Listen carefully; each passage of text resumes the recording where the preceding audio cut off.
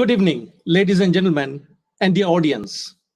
On behalf of Conflict and Resilience Research Institute Canada, I welcome all of you to today's special webinar titled Hiroshima Resolution and Peace Culture. This particular episode is interesting and very important because possibly in the 21st century, we are standing right in front of a major crisis in Europe, which partly, as my opinion goes, has caused by the war culture that we have in our society. Before I introduce our speaker and the main topics, ladies and gentlemen, let me do the treaty recognition. Conflict and Resilience Research Institute Canada is located on original lands of Anishinaabe, Cree, Oji-Cree, Dakota, and Dene peoples, and on the homeland of Métis Nation. We respect the treaties that were made on these territories. We acknowledge the harms and mistakes of the past, and we dedicate ourselves to move forward in partnership with Indigenous communities in a spirit of reconciliation and collaboration. Dear audience, as we promised, we have invited one of the finest speakers and peace advocate from the States, and he's from peakinstitute.org. Mr. Steve Leeper, who I'm going to introduce briefly to you and reading out his bio. And he spent half of his 74 years in Japan. And he has a master's degree in clinical psychology and has worked as a family counselor, management consultant, translator, and peace activist. He himself says that he's still continuing as a peace activist.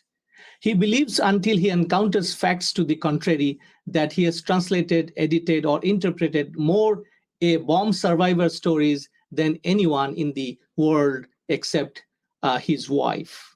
He began working for Mayors for Peace in 2002, which led to his appointment in 2007 as chairman of the Hiroshima Peace Culture Foundation.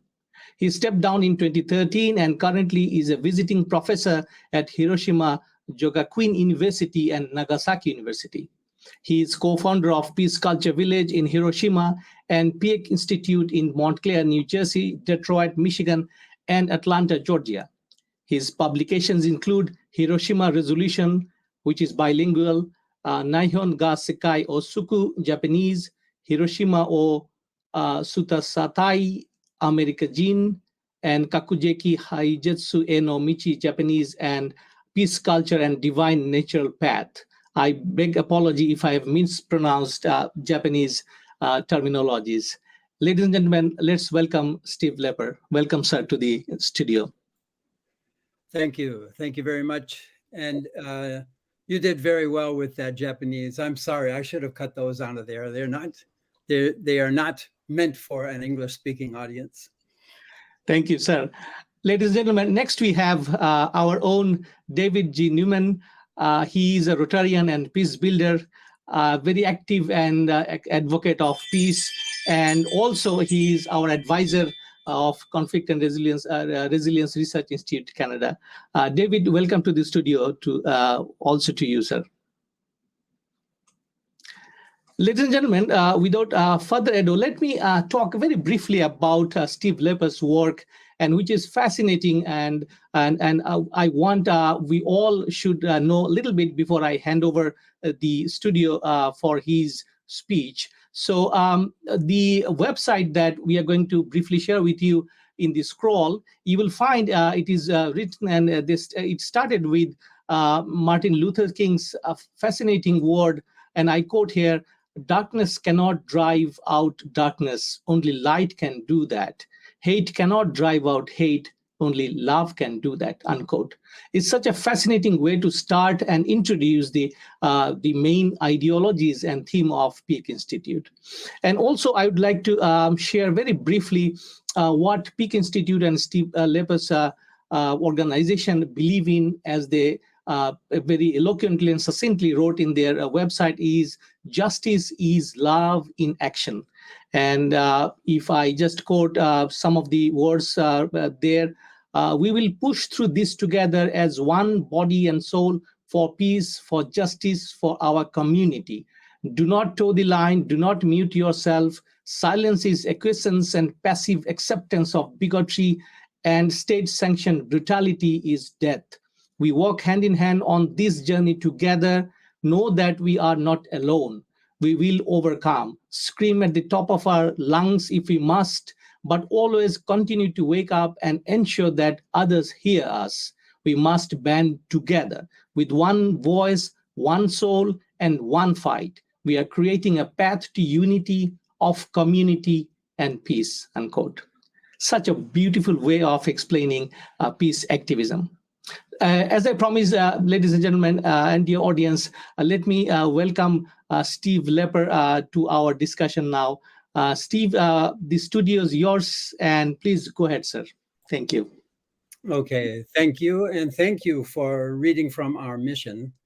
That reminds me, I had a whole nother way of starting, but that reminds me how I really should start. And that is that I have come more and more to believe what Gandhi told us, and that is that we have to be the change we want to see in the world. We have to manifest this in ourselves and among ourselves. And by ourselves, I am referring to peace culture people, people who are promoting peace culture. And the peace culture is different from the war culture in many, many ways. But for me, the three most important are how it deals with conflict, how it deals with competition, and how it deals with violence. And for me, when I look at the war culture, especially when I was working in the corporate world, both in Japan and in America, within the corporate world, conflict is usually seen as a chance to win or lose, a chance to go up in the hierarchy or down in the hierarchy. And it brings out the competitive juices in people, and people want to win a conflict. That's the war culture approach to it. Then the peace culture approach to conflict is that we see conflict as a problem to be solved. It's a problem for the larger entity within which that conflict arose. It could be a family, it could be a department, it could be a corporation, it could be a country, it could be a planet.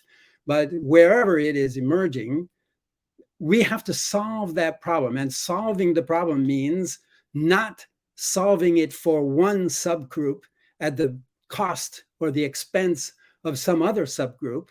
We solve the problem by finding a solution that everyone agrees, well, at least everyone accepts, and everyone accepts is the best we can do for the moment, at least. So we are trying to resolve the conflict, right? Then the other issue is the competition. Who are you competing for? In the war culture, you are competing for yourself. And then who do you include in yourself? It could be your family, it could be your team, it could be your company, or it could be your political party. It's rare even to have someone competing for a country, although that does happen now and then. But it's literally impossible to compete for the benefit of humanity as a whole or for the earth. That the competitive principle requires a rival. It requires a competitor. So that is a fundamental principle of the war culture. In the peace culture, obviously, we are not doing that. We are not trying to win for a subgroup. We are trying to find out how all of humanity can be healthy and happy. How can we keep the planet livable? How can we keep this ecosystem sustaining us all? And that means we have to all work together on this issue, or on all our issues, really. Then the other big problem, the biggest problem of all, is violence. In the war culture, which, let's say, just to make it extreme, you are joining the army. The first thing you are taught in the army is to obey your superiors. That's the first thing.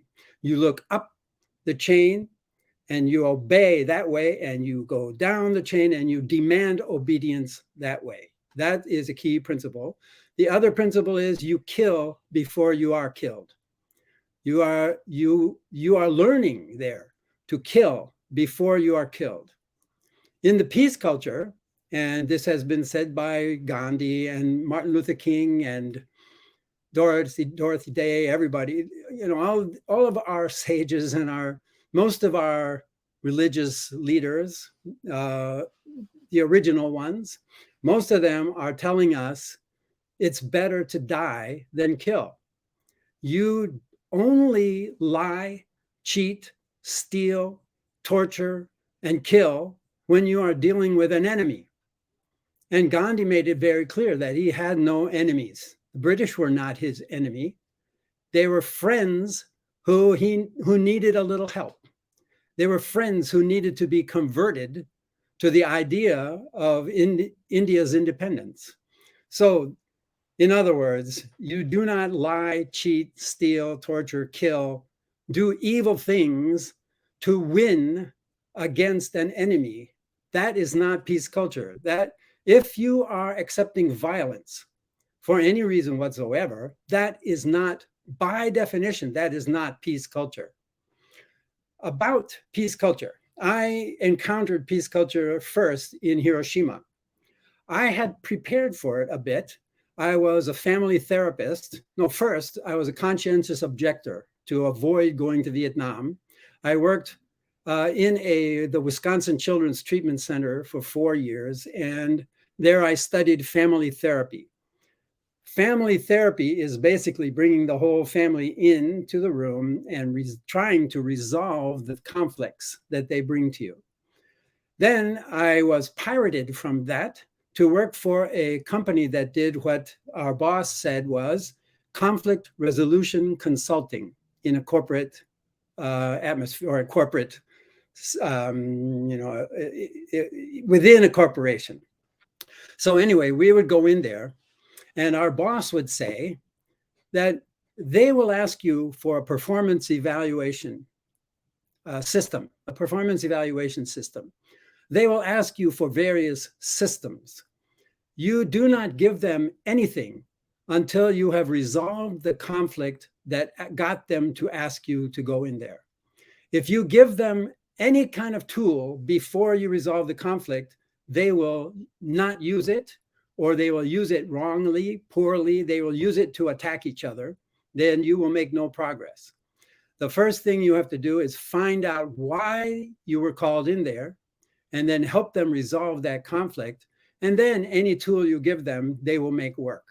And I found I worked there for 4 years, and I found over and over again that is exactly what happens. That if you go in, well, what we would do is we'd go in, we would talk to all of the main players, which is usually the partners and the secretaries.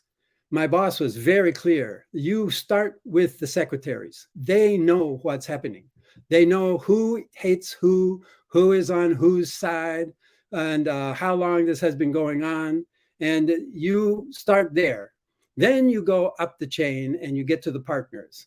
And it usually will be something about how the person who founded this company recently died or retired, and now some partners are jockeying for position, and some of them want to grow the firm, some of them want to keep it the way it is.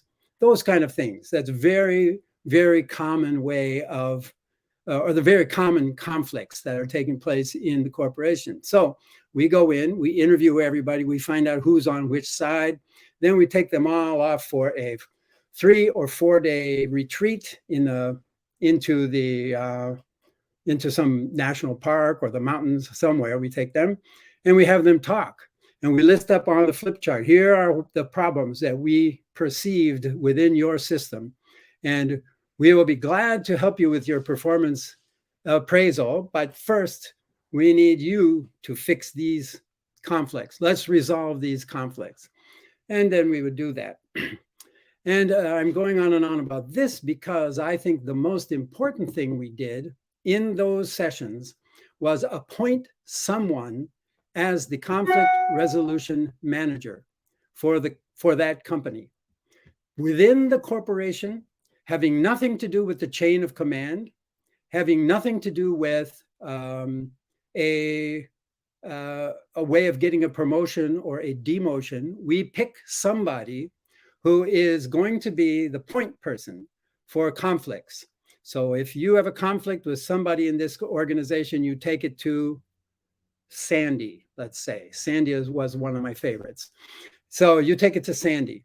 When Sandy gets a conflict, she might do a process herself and try to get the people who are angry at each other to work on it together.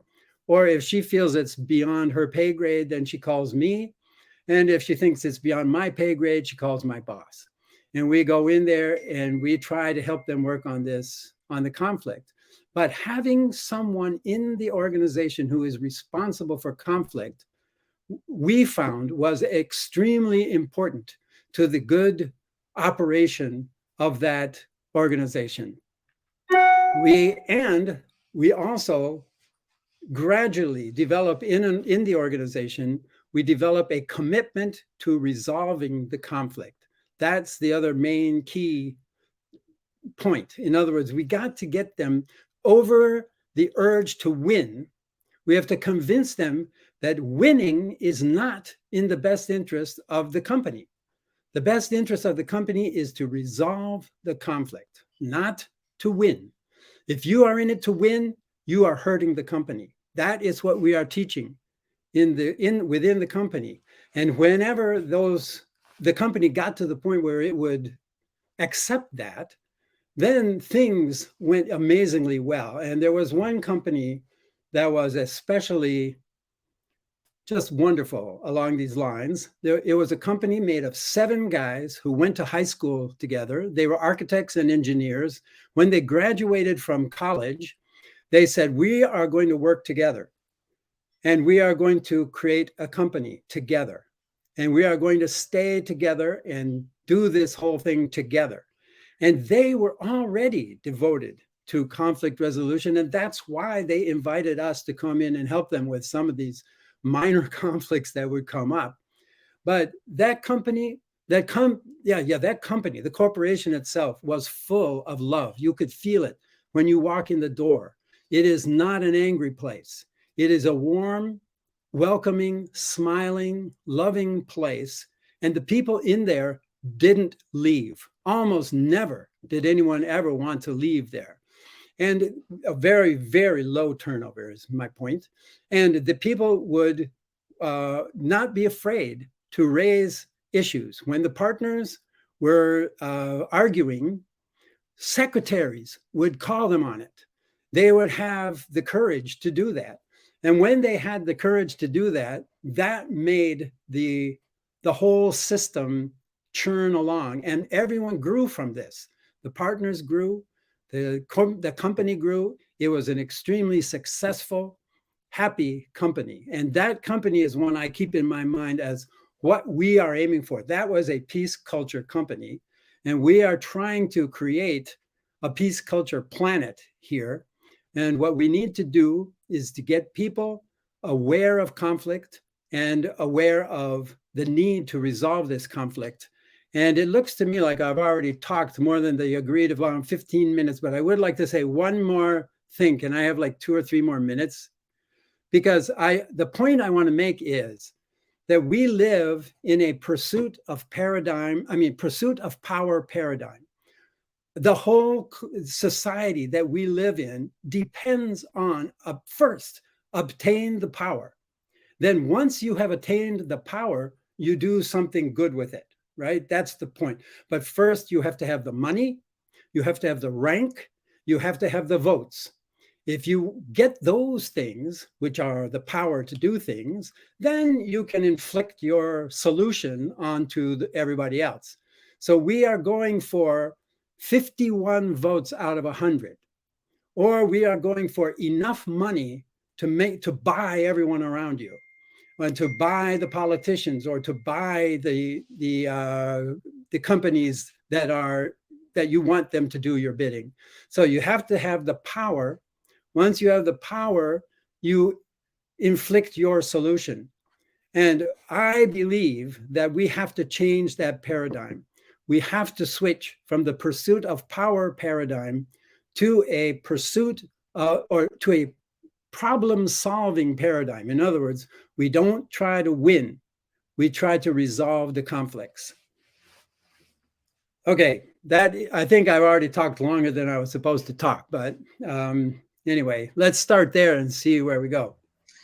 Thank you very much, Steve, for, I would say, a brilliant overview of the peace culture and what is meant through your work. And we are indeed very grateful for the opening, and setting the context for today's discussion.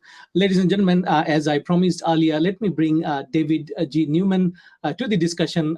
He is a Rotarian and peace builder and an advisor to Conflict and Resilience Research Institute, Canada. David, may I request you to kindly engage Mr. Steve to the discussion based on the two major themes that we are discussing today. Floor is yours, sir. So you began with a real life experience that you had in the conflict culture within corporate America. And then you got exposed to many different approaches to identifying, as I understand your writing, identifying the obstacles, and pursuit of power is one of those huge obstacles to accomplishing a culture of peace.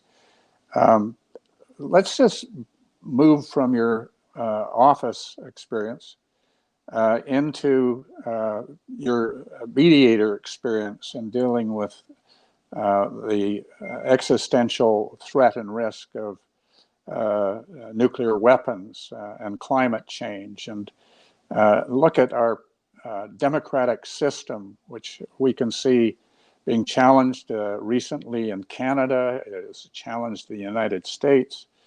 And you have created a new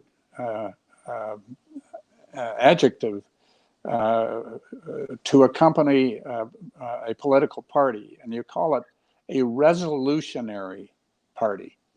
I'd like you to have to explain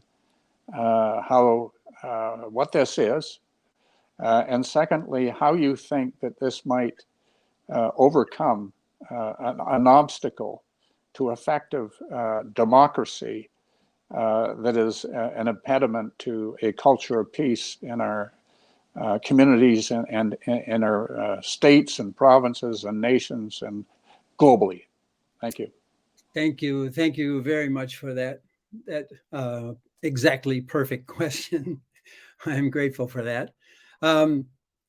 Let's see where to begin with that. I guess the idea of resolutionary, I didn't actually make that up. I forgot the name of the guy, but another guy has written about the idea of resolutionary, and that is, or resolution. I invented resolutionary, but he invented resolutionism. Resolutionism is the determination to resolve conflict rather than to fight about it. And I think that we need to have a political party that is devoted to doing that. So that, for example, let's say that you and Causer and I are candidates for the Resolutionary Party. We do not have a platform.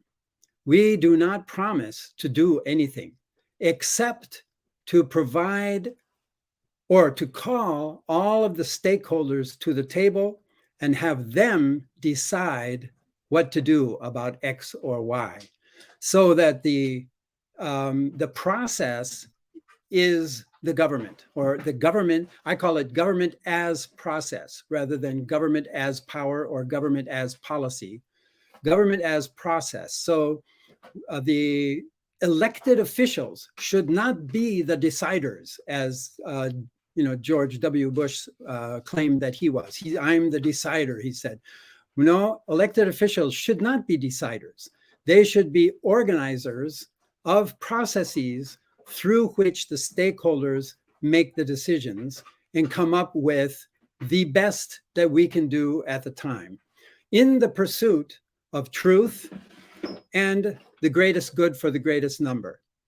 That is the pursuit, not to win. And right now, everyone is concentrating on winning.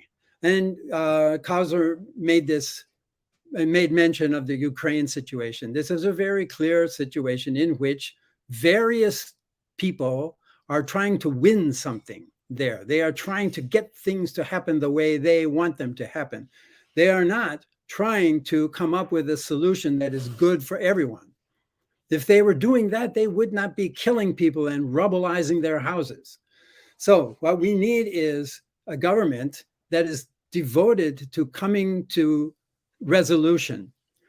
I know that you, David, know very well that mediation is a body of knowledge that has been with us at least since the early 80s.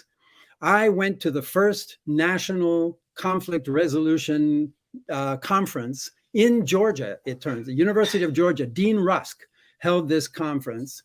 And it was the first time that all of these people from around the country got together to talk about conflict resolution. After that, we got mediation centers growing up in lots of places, but here in Atlanta, we have a good mediation center.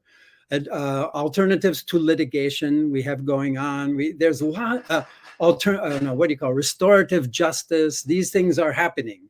But the problem with that is people with power don't choose mediation. If they think they're going to win, they try to win. They don't go to mediation if they think they're going to win. Some do, I admit. Some people have very good hearts and they know that it's better to do restorative justice, or it's better not to defeat your spouse in the case of a divorce or something like that. But for the most part, really powerful people got that way by being competitive. Competitive people don't like to go to mediation and have to let the weak people tell them what to do. So they want to win. That is the problem. And we have to overcome that by putting the government, the budget, the timing, the government projects, all of these things have to be in the hands of people who don't give it out until we all agree on something. And those mediators cannot be either helped or harmed by any of the decisions that government makes. In other words, if I am the mayor of Atlanta, I can get a salary as a mayor of Atlanta, but I have to I even have to show my bank book so that people will know I am not getting any money other than my salary. From nowhere am I getting any money other than my salary. And another very important thing is that all the meetings have to be on screen, available for people to see. People could be invited, or it could be streamed. We now have the technology to let the whole state of Georgia watch what happens in the State House in Atlanta. We can do that. And we need to do that because one of the key issues is recovering trust. The government has lost trust, and we need to get the trust by not having people in there who are just pursuing power in some other form, and B, by making it very, very obvious what all of the players are saying and doing and why they are saying and doing these things. Then we can come to truth. If we are being secretive, we'll never get to the truth. So we have to have, if we can't get to the truth, then we can't get to a good solution. So for the truth, we have to be transparent. And then to keep power out of politics, we have to have a mediators guild, that these mediators do not go up and they do not go down. We get a certain amount of money no matter what happens, and no more and no less. Then we are free to help everybody resolve the conflicts to the best of our ability. So I guess that's a basic concept that I'm trying to push here. I'm over to Kauser because you've really explained very effectively and in ways that show your emotional commitment to necessary change in the arenas where decisions are made in the public interest. Yeah. And if you do it in partisan, limited party interests, then you're cheating the public of the best that people in political parties have to offer them, Yeah. whoever they are, whether they voted for them or not, the public interest. Kauser, over to you. Thank you, David. Steve, it's a fascinating discussion. I would like to kind of steer you a little bit towards your book, Hiroshima Resolution, that you have written, and you have talked about two elements and two commitments, actually: pursuit of sustainable universal well-being and nonviolent resolution of conflict. However, the discussion that David and you had, I think, is brilliant in terms of our power culture and the paradigm shift towards the understanding of power and use of power to resolve conflict. So I do have a question, a follow-up question, but as I said, if you kindly speak a bit about your book for our audience, that will be greatly appreciated. Steve. Okay. Give me a direction. Which part of that book do you want me to get into? Because I'll talk for 3 hours about this book. Absolutely. My apology. So I would be requesting you to kindly focus on the nonviolent resolution of conflict. And what have you experienced when you wrote this book? And I think it was grounded very much in the culture of peace as you experienced in Japan and in America. Thank you. Yeah. One of the things, thank you for that question and for that direction, because that takes me back to Japan.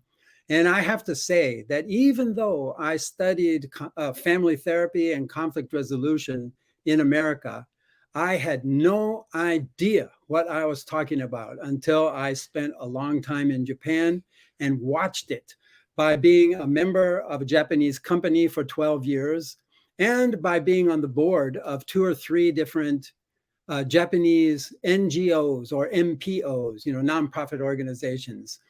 And I have watched Japanese people talk hour after hour after hour, trying to resolve conflict. And I have seen this happen in the corporate world and in the NPO world. In America, it happens much more in the NPO world. And I can tell you that as a person who spent more than 12 years consulting between Americans and Japanese within a company, I can tell you that one of the main obstacles between Japanese and Americans when they try to work together is that Americans cannot talk that long. They cannot handle it. And they halfway through, they say, let's vote. Come on, let's vote. I'm not into this. This is a waste of time, et cetera, et cetera. And then they go home so that the decisions are made by the Japanese who stay until 10 o'clock or 11 o'clock or midnight or however long it takes. And I keep saying to the Americans, they complain, right? They complain. The Japanese are making all the decisions. If you want to be part of that decision, you have to stay up as long as they do. And it was extremely difficult for them. And I know, and especially here in Atlanta, I knew one guy who was absolutely determined to do that. He ended up being the president of the American affiliated company here. He made it in that corporate hierarchy by being at the decision-making moments. Anyway, this is a really different attitude toward resolving conflict versus voting. And this is what we don't do in America, hardly at all. That we are quick to vote, and we are quick to decide that a meeting is a waste of time. Okay, President so-and-so, you make the decision. We'll do what you want us to do. Just tell us what to do. We say those kind of things. But we don't really take the conflict to the point where we have a breakthrough. And I can tell you from both family therapy and corporate therapy that there is a process. First is retribalization, then is polarization, then is depression, then is breakthrough. If you do not get to breakthrough, you have not solved the problem. So, and mostly Americans don't get to breakthrough. They will vote before they get, in fact, they vote before they even get depressed. So it's not even the same sort of approach. Then another very important thing that I learned in Hiroshima is that you have to control your emotions. And the Japanese are great at that. The Japanese control their emotions. Americans like to just crash into each other and see where the spark, or where the pieces fall, where the Japanese are extremely careful. And I remember one African guy who came to Japan, and after he was there for a little while, I said, well, I had lunch with him and I asked him how he's doing. He says, oh, I hate the Japanese. And I said, why? They're so dishonest. And I said, dishonest? Because that was not my experience of them at all. And he said, yeah, you ask them a question and they'll think about the answer. And that is dishonesty in his culture. If you have to think about the answer, you are being dishonest. Whereas in Japan, if you don't think about the answer, you are not trying to synthesize all of the conflicts that you are dealing with. It's a really different culture with respect to the resolution of conflict. But of course, the main thing is to be completely committed to doing it non-violently, meaning you don't hurt the people verbally or physically. You're not trying to hurt them. You're trying to find a solution. And that is a commitment that takes time in a family. It takes time in a company. And we are nowhere near doing that as humanity, at least from what I can see. So we need the Resolutionary Party people to come in and teach everybody that. Thank you so much, Steve. It's a fascinating discussion. I hope we have had an even longer discussion tonight. But nonetheless, let me hand over the studio to David now for his next question. And I'll possibly come again with one of my queries today about Hibakusha appeal.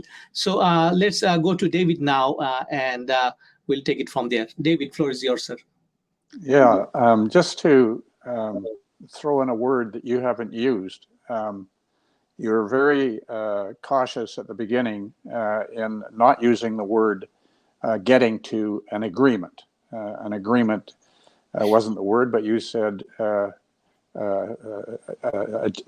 I would describe as a generally acceptable result, generally acceptable outcome. Yeah. Would that be in North American language? Would that be getting to consensus, getting to a consensus? Yes, or in that Roger Fisher's way of thinking, it's getting to yes. Yeah. Right? It's getting to yes. And sometimes people say yes just to get it over with for right now. Right? It's like, okay, I'll go along with this for right now. Sometimes that's the best you can do at the moment.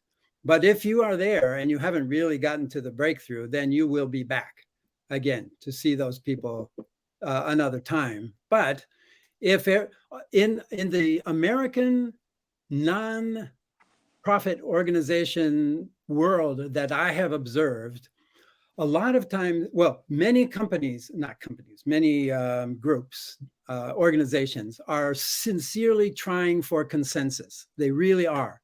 And within that, a lot of people say, okay, I don't really agree with this, but I'm going to step aside. Meaning I'm going to take myself out of the conflict right now and let you go ahead and do this, and I'll watch how things go. And sometimes that is the best that we can do at a certain moment. That happens a lot more in America than it does in Japan, or nobody is overt about it in Japan. They may be doing it, but they don't say that they're doing it, right? They just do it. But people do step aside, and every now and then, the president or the king of whatever organization this is that we're dealing with will step in and say, we're out of time, let's do this. And then people will fall in line. That is also a fact that happens in Japan. What about the role of what would encompass mediative functions, and that would be the role of a facilitator in Japan? In these kinds of, in a business environment, presumably there's not a facilitator. It is that everyone knows the process. Do they not need a neutral, a facilitator that has no stake in the game, stake in the issues, or not? On the boards and in the corporate groups that I have dealt with, these people have been working together for 10, 15, 30 years. They know each other really well. That's another thing about Japan. They're not flitting around here and there the way that Americans do. You know, Americans, if they've worked somewhere for 5 years, that's too long from their point of view. I should go to this organization so I can get a higher salary and a higher rank or something like that. That, at least in my generation in Japan, that did not happen. It's happening more now. But the long term, for example, when I was in the Peace Culture Foundation, and I was the only non-Japanese person in the whole system, and those people have been working together for 20, 30 years, they make decisions by telepathy. I have no idea what they are saying. And the only way I could inflict myself on them is to cry and hold my breath and things like that. Then I sometimes got what I wanted, but they are very good at knowing. In Japan, they say, he says 1, I understand 10. Okay, so he says one thing, I understand 10 things. And that is the way they want to be. However, if I am introducing you to your wife, I am your facilitator. I am your mediator, and I will be involved until the knot is tied and until you are perfectly happy. Not only that, but if you decide you want to send her home, I will come in there and try and fix things. And that is also true in the corporate world. If you are doing business with somebody in the corporate world, most of the time, you will know who introduced you to that guy, to that customer, or to that source. So then, let's say that I introduced you to someone who is going to buy your product. Okay, so I am saying that you are selling a good product, and this guy is a good customer, and you should work this out. And I am taking responsibility for that. I am your mediator, your facilitator, and I take responsibility for you both being good guys.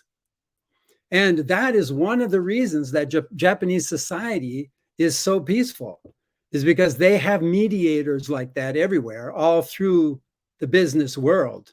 They are people, they say it's not, we say it's not what you know, it's who you know. Well, it's over there, it is who you know plus who they introduce you to. And these introductions are no joke.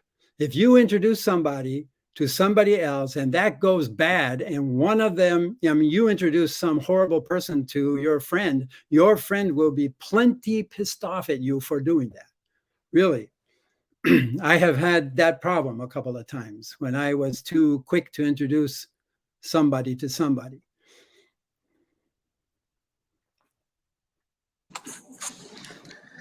Thank you so much, Steve, for again brilliant explanation.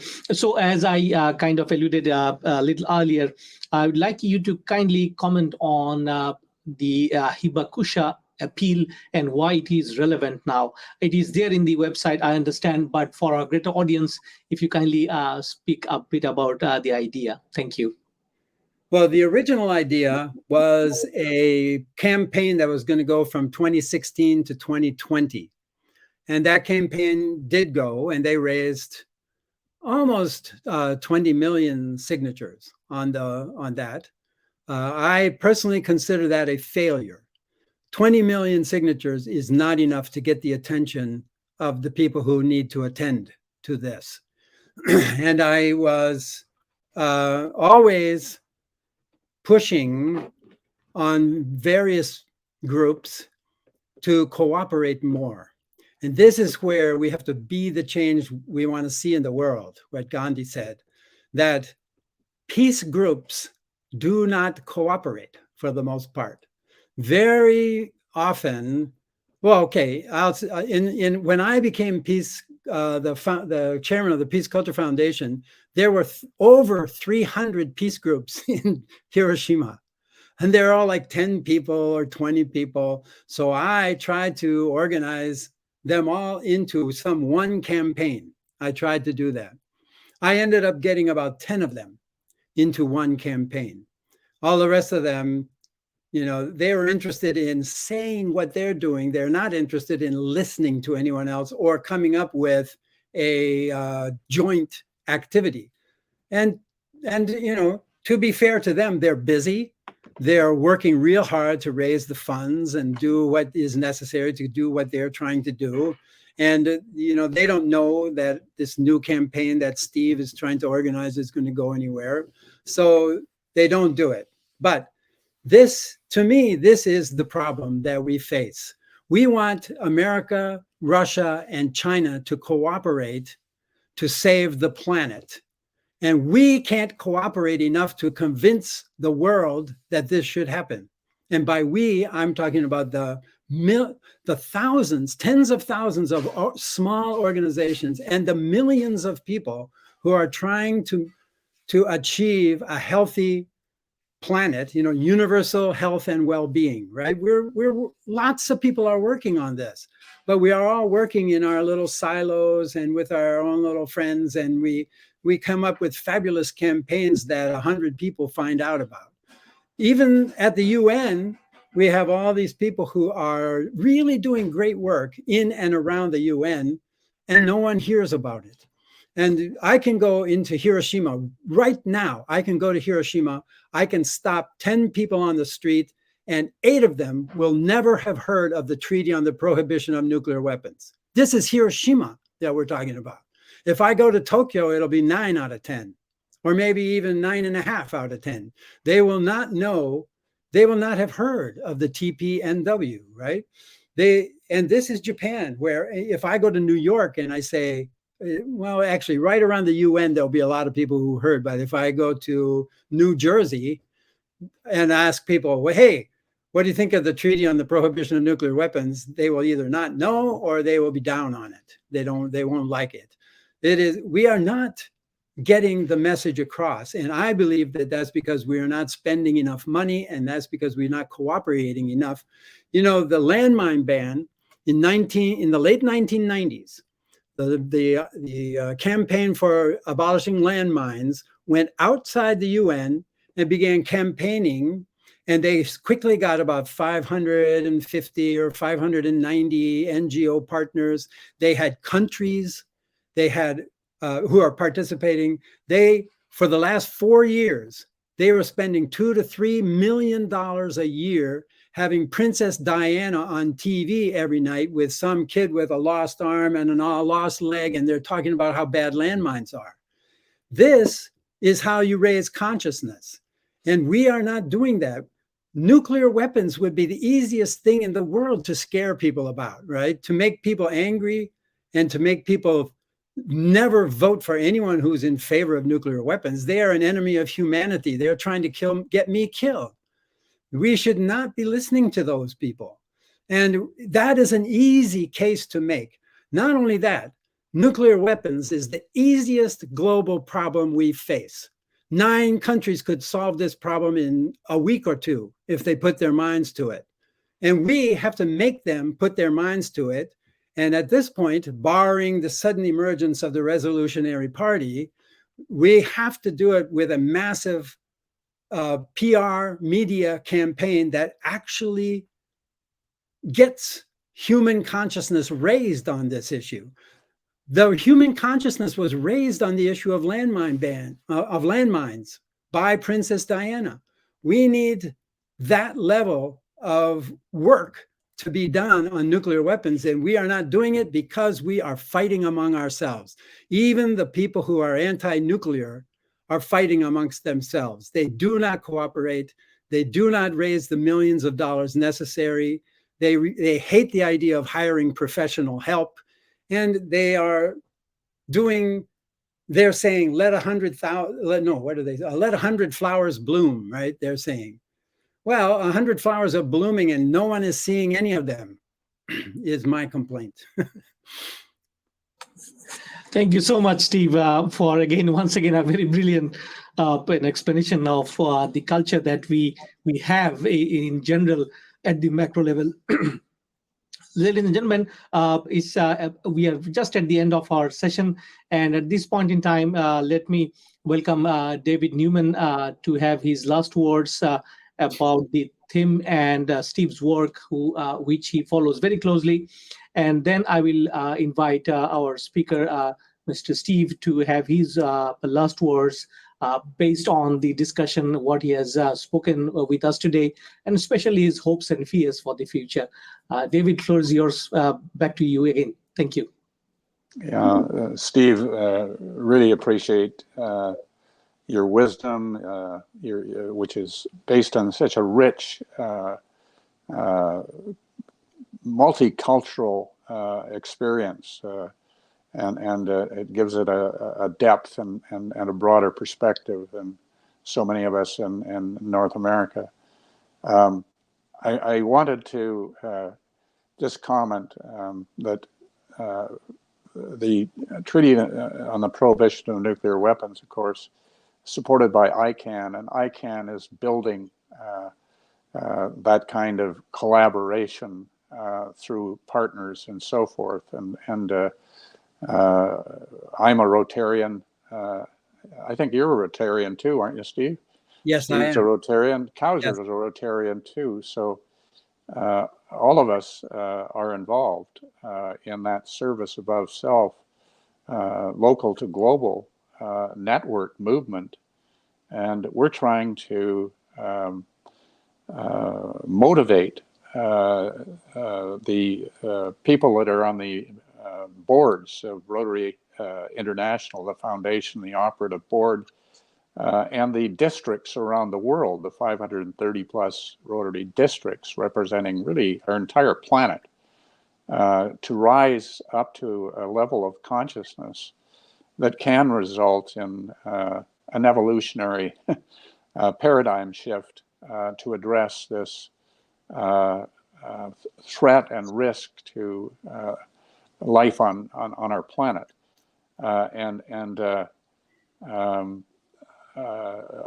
Steve has been a strong supporter of this happening. Kauser is. We've had occasions to have this spoken to. And what you've done is given, I think, more motivation, Steve, with your presentation. And we can now share this video in this library of materials with the world. So the audience can be broad and it can be utilized very effectively. So express gratitude on behalf of CRRIC and on behalf of Rotary and fellow Rotarians and really the global human family for your contribution in words, written and oral tonight, written in your books and oral tonight. And I turn it over to you for the last word to leave a lasting impression. Thank you. Well, thank you. And Kauser was mentioning hopes and fears, and you have mentioned the hope. First of all, I love ICANN. I love what they have done. The creation of the TPNW was a fabulous step in the right direction. Right now, though, I think they are making a mistake to focus so heavily on governments and diplomats. That's not where the problem lies. The problem is human consciousness.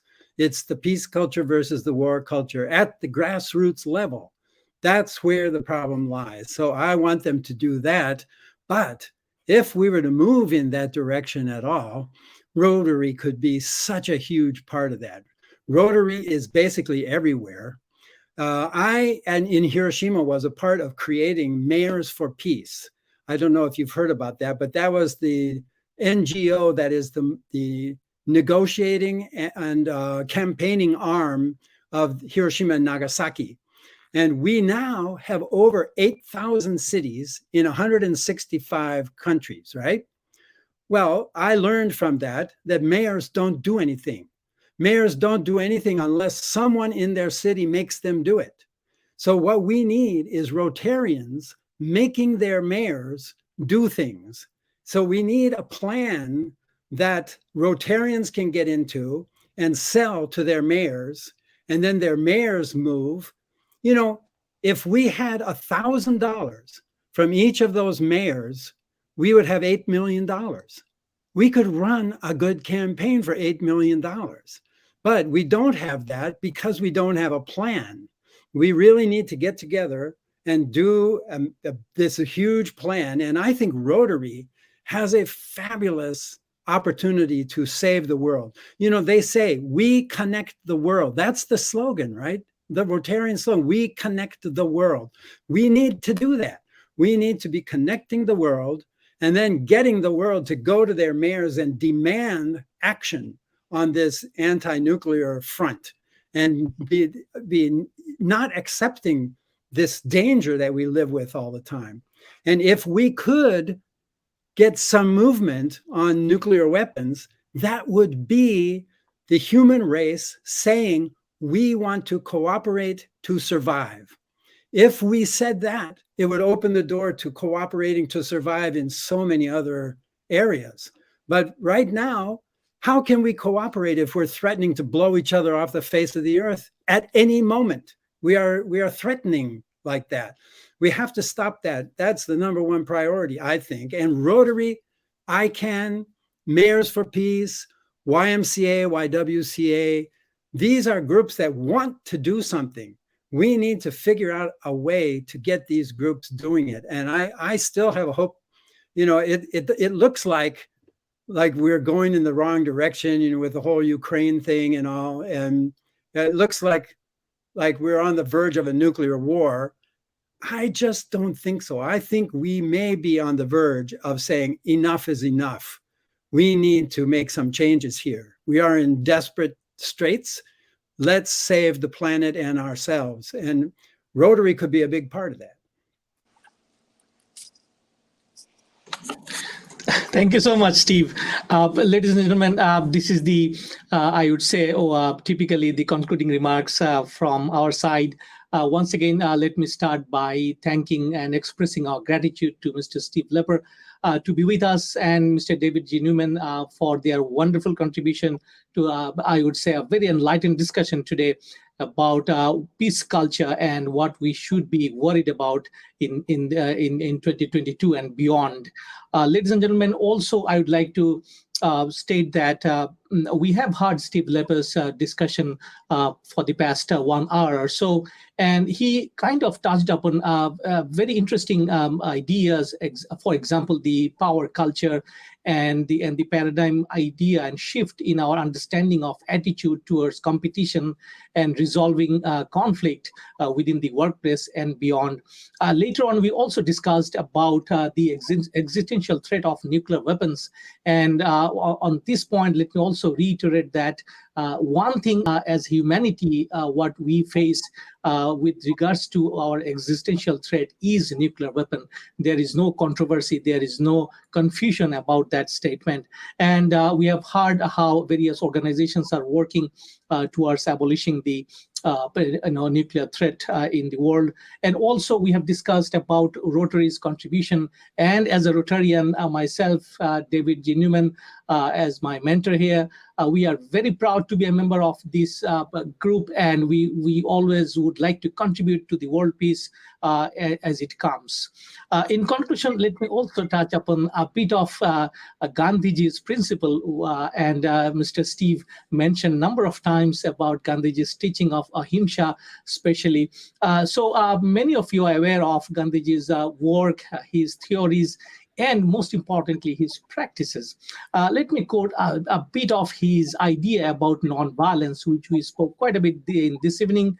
And according to Gandhiji's idea that nonviolence is an active force, it's not passive, it's an active force of the highest order. It is a soul force of, or the power of Godhead within us. Imperfect man cannot grasp the whole of that essence. He would not be able to bear its full place, but even an infinitesimal fraction of it, when it becomes active within us, can work wonders. I think given the situation unfolding in Ukraine and what we are seeing globally, I think these words would resonate in the near future. And we all can join our hands together, as Mr. Steve rightly mentioned, that we should work and coordinate and together for the world peace. And only then we might see in our lifetime a world which is more peaceful than ever.